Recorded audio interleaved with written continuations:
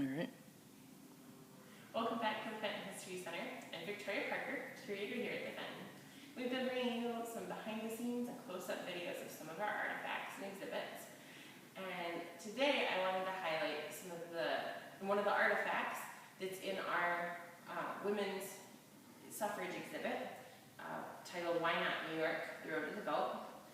Today is Women's Equality Day, August 26th, and this year is 100 years since the passing of the 19th Amendment, which is when women were given the right to vote in the United States.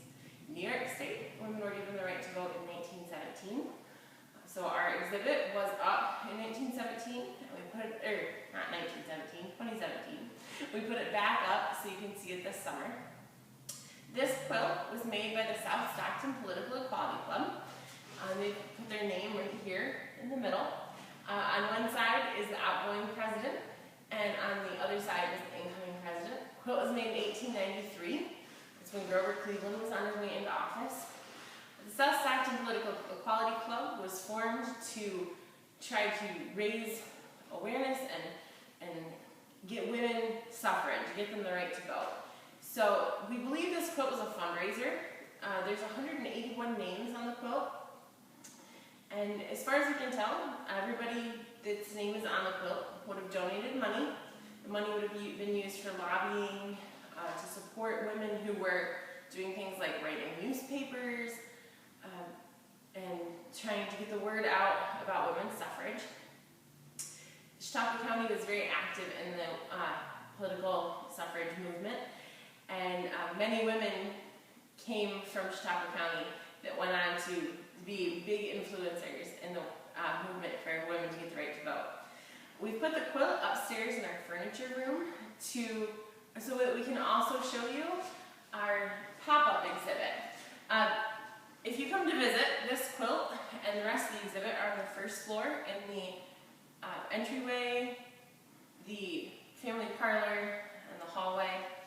But this piece is a little bit too big for us to put downstairs, so it is in the furniture room. This is a pop-up exhibit that was created by the Rightfully Committee. It's through the National Archives. And this has information on all four sides about the 19th Amendment, and we're able to display it here so you can come and see it. This was something that was provided free to several museums all over the country.